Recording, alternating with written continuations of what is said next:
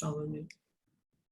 So Hare Krishna, we are continuing to read from the introduction of Bhagavad Gita as it is. We're in the middle of the introduction somewhere.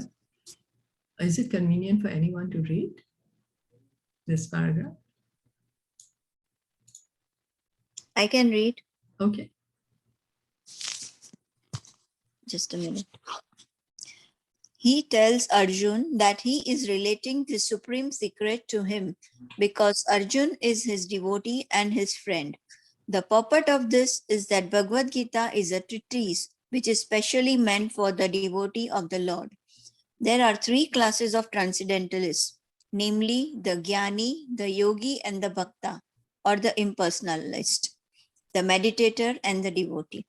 Here, the Lord clearly tells Arjun that he is making him the first receiver of a new parampara, disciplic succession, because the old succession was broken. It was the Lord's wish, therefore, to establish another parampara in the same line of the thought that was coming down from the sun god to others, and it was his wish that his teaching be distributed anew by Arjun. He wanted Arjun to become the authority in understanding the Bhagavad Gita. So we see that Bhagavad Gita is instructed to Arjuna, especially because Arjuna was a devotee of the Lord, a direct student of Krishna, and his intimate friend. Therefore, Bhagavad Gita is best understood by a person who has qualities similar to Arjun's. That is to say, he must be a devotee in a direct relationship with the Lord.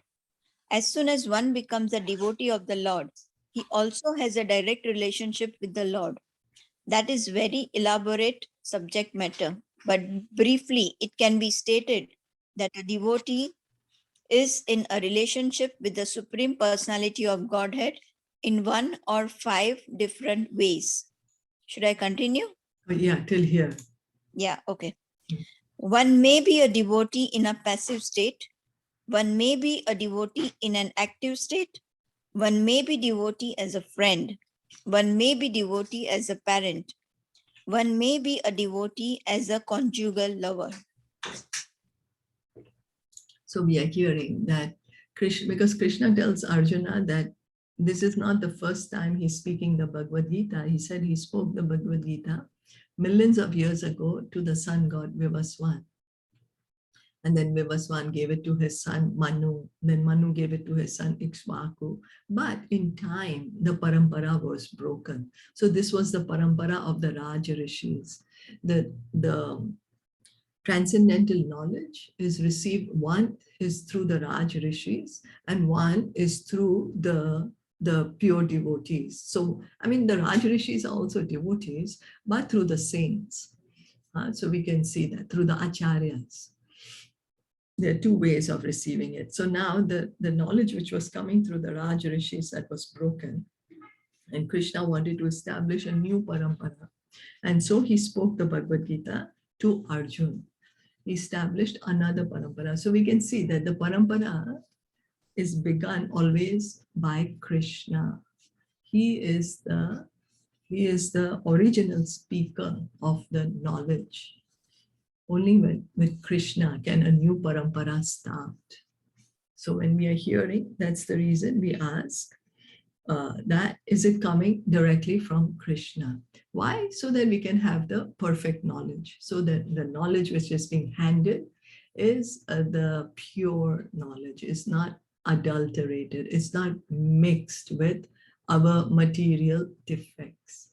And so Bhagavad Gita is understood best by a person who has qualities similar to Arjun. And what is that? Arjun is a devotee of the Lord. He's a devotee of the Lord. And so it is easy for Arjun to understand and to receive this knowledge. That's what it's saying. Now the transcendentalists, here Prabhupada is mentioning in the introduction that there are three classes of transcendentalists, because the absolute truth, Bhagavatam says the absolute truth is realized in three features: Brahmatmeti, Paramatmeti, Bhagwaniti, Shabdayate. The absolute truth is realized as Brahman, Paramatma, and Bhagwan. These are the stages of realization of the absolute truth. And so then the relationship with the Lord, that is an elaborate subject matter. But we can say that briefly, there are 5 kinds of relationships. The first relationship is in a neutral state, passive, neutrality, as the relationship, say, of the peacocks or of the cows with the Lord. Then a devotee in an active state means as a servant. So we can see Lord Krishna, he has many servants. Rakta, Patak in Dwarka, he has these servants. Devotee as a friend, Arjuna is a very famous example. And then devotee as a parent means the devotee feels that Krishna is my child. I need to take care of Krishna. If I don't take care of Krishna, Krishna is going to die. That's a loving relationship where the devotee becomes more superior than the Lord, saying the Lord is more subordinate than me, that I need to take care of him. But again, the mood, the intention is love, not control or not pride or not arrogance, but love. And then devotee as a conjugal lover, a loving relationship as in a conjugal relationship, as a lover and a beloved. So we can see there are 5 types: neutrality, then again as a servant, then as a friend. Friend, we see Krishna has also in Vrindavan many friends: Sudam, Sridam, Subal, Stoka Krishna, so many. There's many friends, and then they have a very, very jovial relationship, very loving relationship. All these relationships are based in pure love. There is no other motivation. There is no motivation that I need to control or I need to do business with the Lord. The motivation is only love. So then we can continue reading from here. Anybody wants to read, or I should continue? You can continue, Bobby. Okay. Arjuna was in a relationship with the Lord as friend. Of course, there is a gulf of difference between this friendship and the friendship found in the material world. This is transcendental friendship, which cannot be had by everyone. Of course, everyone has a particular relationship with the Lord, and that relationship is evoked by the perfection of devotional service. But in the present status of our life, not only have we forgotten the Supreme Lord, but we have forgotten our eternal relationship with the Lord. Every living being out of many, many billions and trillions of living beings has a particular relationship with the Lord eternally. That is called Swarupa. By the process of devotional service, one can revive that Swarupa, and that stage is called Swarup Siddhi, perfection of one's constitutional position. So Arjuna was a devotee and he was in touch with the Supreme Lord in friendship. So here we are being explained that the relationship between Krishna and Arjuna is not a friendship of this material world. In material world, our friendship, as we just said, is based on, it could be based on pride, it could be based on arrogance, or just a business relationship. It's good for me to be this one's friend. But a friendship which is truly based on love, that is Arjuna and Krishna's relationship, based on love. And this love is there in each and every one of us. Each and every living entity has this original love for God in our heart. And each of us have our original relationship with the Lord, which has been forgotten by us. Right now, we are thinking we are this body. We have forgotten what is our true identity, what is our constitutional position. But once we understand what is my Swarup, Swarup means original, what is my original form? I am a spirit soul. And so as a spirit soul, how do I look? What's my name? What do I do? Okay, I'm a spirit soul. Where do I live? Where do I live? And then what is my relationship with the Supreme Lord? What are my activities? I'm a spirit soul, but in the spiritual world, what is my activity in the spiritual world? That is Swarup Siddhi. That's perfection of one's constitutional position. So each of us, because we all do inquire, why do I exist? What's the meaning of my existence? At least some of us inquire into that. Why do I exist? Where did I come from? Where am I going? What is this? Things happen to this body. Am I really this body? Yeah. So we are not the body, we are the soul. And the soul has a particular relationship with the Supreme Lord. Each and every soul has a particular relationship with the Supreme Lord.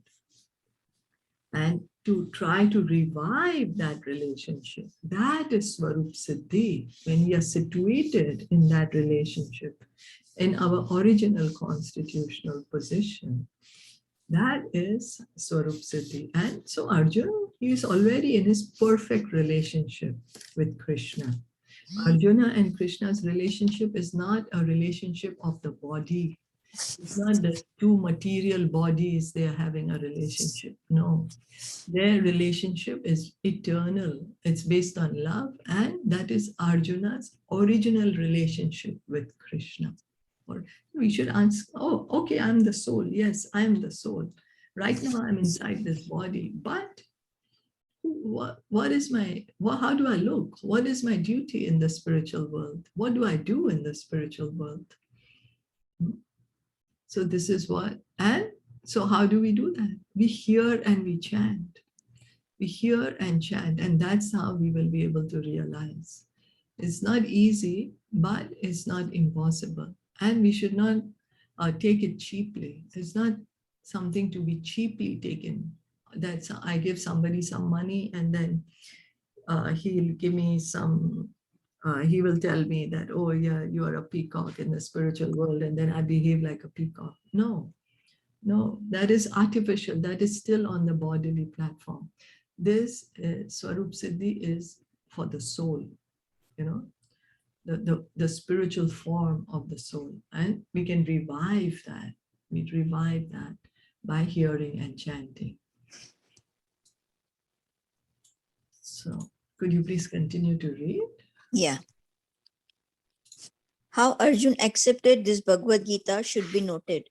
His manner of acceptance is given in the 10th chapter, 10.12 to 14.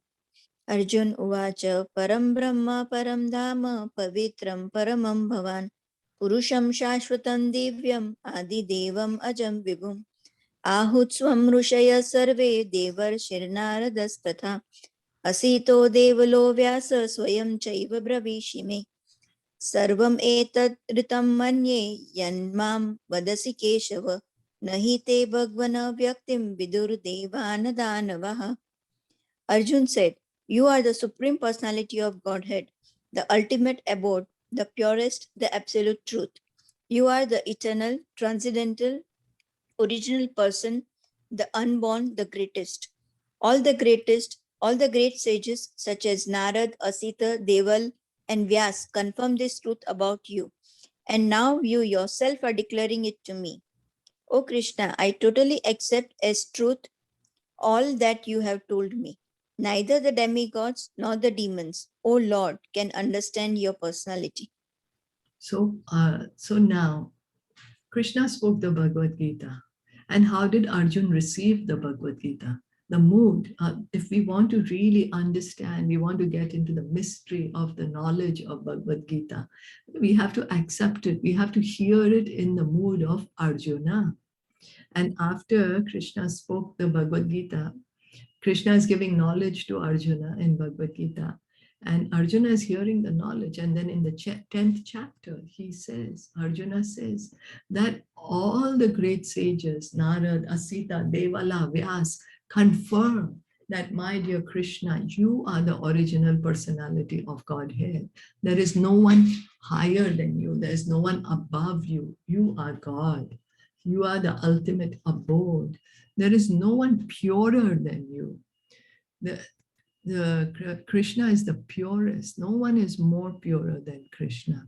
Ultimate abode. There is nothing beyond Krishna. There is nothing more than Krishna. All our knowledge, all our inquiry will bring us to the point of Krishna, that Krishna is the supreme personality of Godhead, the absolute truth. Arjuna is saying that you are eternal. Krishna never dies. His body, as we see it, is not material. It is transcendental. It is spiritual. It is a spiritual form, not material form. And that he is the original person, unborn. Krishna is never born. He exists eternally. Greatest. No one is more greater than Krishna.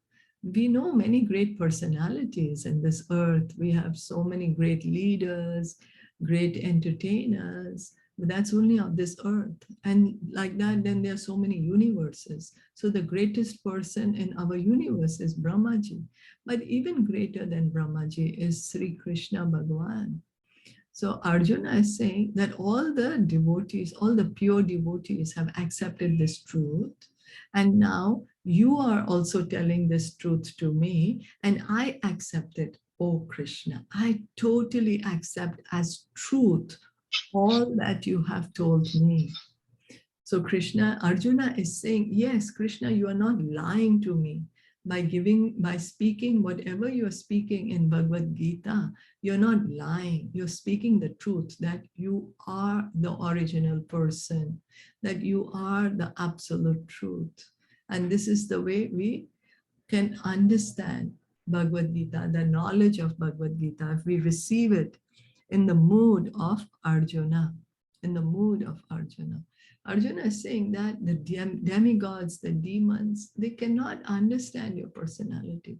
It's only the devotees, because Krishna reveals himself according to the desire of each and every living entity. So because the devotees want to understand the absolute truth in reality as a fact, then the absolute truth reveals to them in the degree of their desire. And that is what is being specified here. Are there any comments or questions?